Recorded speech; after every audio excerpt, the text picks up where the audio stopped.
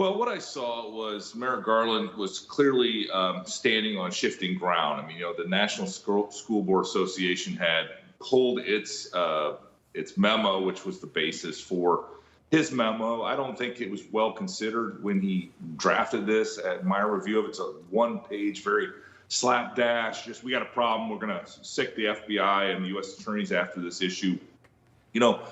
Really and fundamentally, I think the issue boils down to a chilling of speech, which is exactly what some of these senators were trying to get to, which is if I'm a parent and I want to go to my school board and complain about whatever the school board has screwed up that day, whether it's books in the library, whether it's critical race theory, or a myriad of other things about how they're teaching our children, I want to go unafraid that the FBI is going to put me on some watch list or otherwise, put part of their intelligence or ultimately, try to make me part of a conspiracy with my fellow parents, in order to prosecute us for exercising our First Amendment rights. It is Merrick Garland was clueless as to how serious this was. Do you think, and I ask you this because you've sat in the chair, you know what it's like.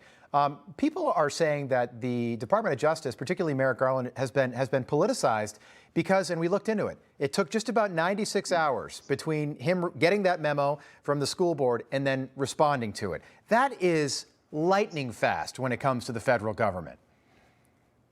It would usually take, having been in that chair and having actually, also been the staff person that got memos to be signed by the Attorney General, it would take that long just to get something approved through all the people that had to approve it, and right. The way that the mail moves around that building in order to get those types of signatures. No, this was the highest priority for the Attorney General, his staff on the 5th floor, and really the entire Department of Justice and all the components. I think these types of things are what makes this administration as politicized as the Obama administration was, using the Department of Justice and the resources. Because it boils down, and I know we've talked about this before, but it boils down to how you're using those resources. You're taking people away that are working on violent crime in our major cities, that are working on international terrorism issues, and you're assigning them to now work on, school board related issues that can clearly be handled by local law enforcement. And you know what? Local law enforcement didn't ask for this memo. They're not asking for federal help in this regard.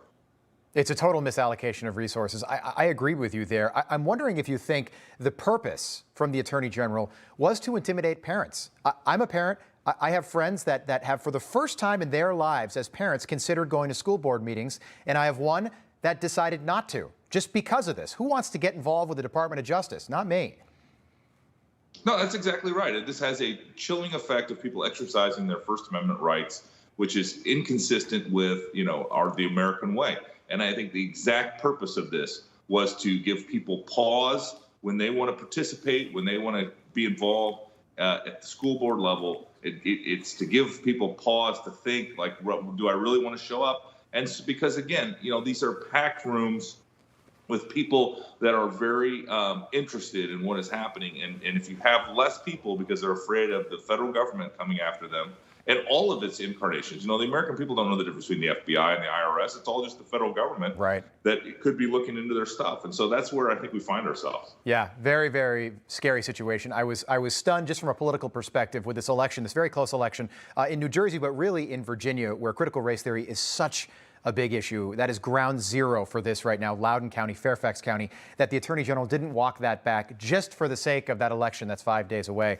Very, very close. Mr. Attorney General, so nice to have you on. Matthew Whitaker, we appreciate your time. Great to see you again. Thank you. You too.